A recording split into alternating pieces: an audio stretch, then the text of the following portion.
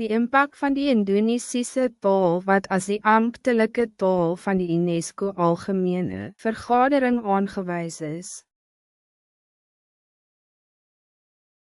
Die aanwijzing van Indonesisch as die amptelike taal van die UNESCO algemene vergadering het baie werklike impact op nie-Indonesische burgers, nie net Indonesiërs nie.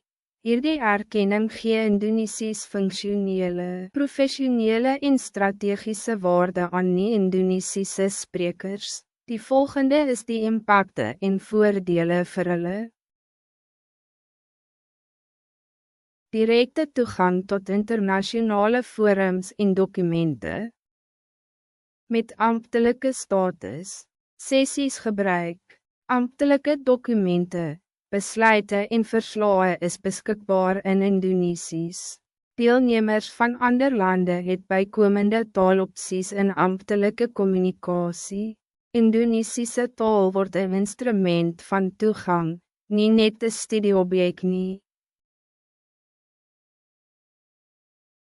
2. Academische en professionele toegevoegde waarde.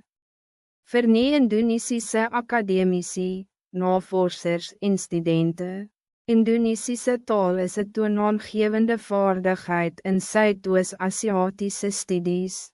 Dit biedt toegang tot primaire bronnen oor Indonesië, cultuur, onderwijs, omgeving. Dit ondersteun UNESCO-navorsing, wêrelderfenis, onderwijs, cultuur. Bemeestering van die Indonesische taal verhoog globale academische mededingendheid. 3. Nieuwe internationale loopbaangeleenthede.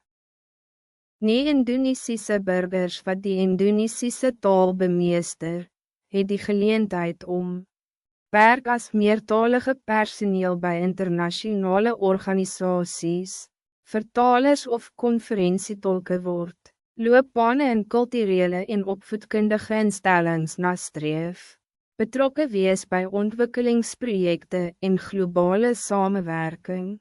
Indonesisch is een waardevolle bate vir internationale loopbane.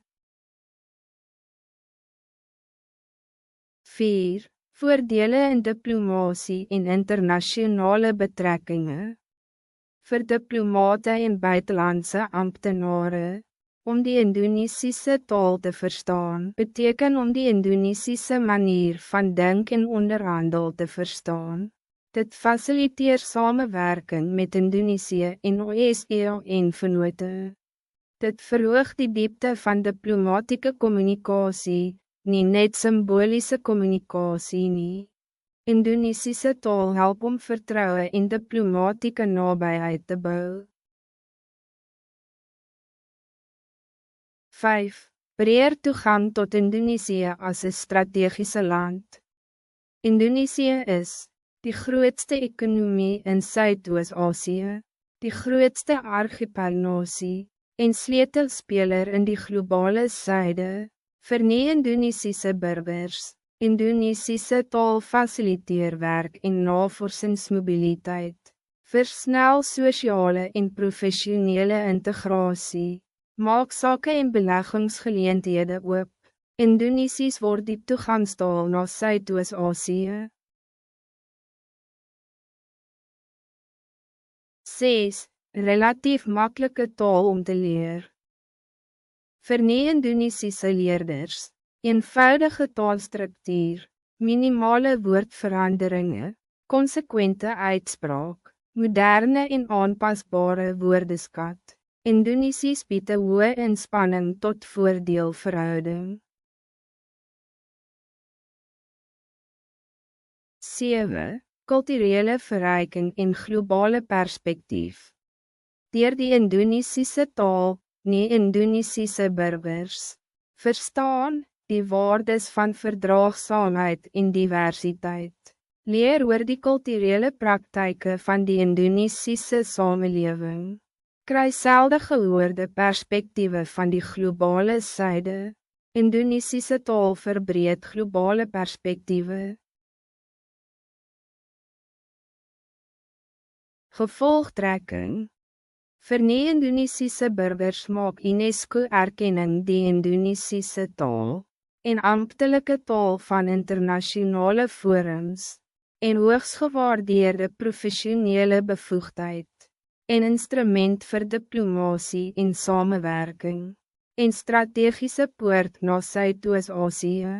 Met ander woorde, die aanleer van Indonesisch is nou een rationele, strategische en visionaire keuse. Ek herinner jou daaraan om hierdie kanaal te ondersteun deur op like, share, comment, subscribe te klik en op die kennisgewing ikoon te klik om die nuutste inligting van hierdie kanaal te kry. Dankie dat jy hierdie video gekyk het. Sien jou in die volgende video.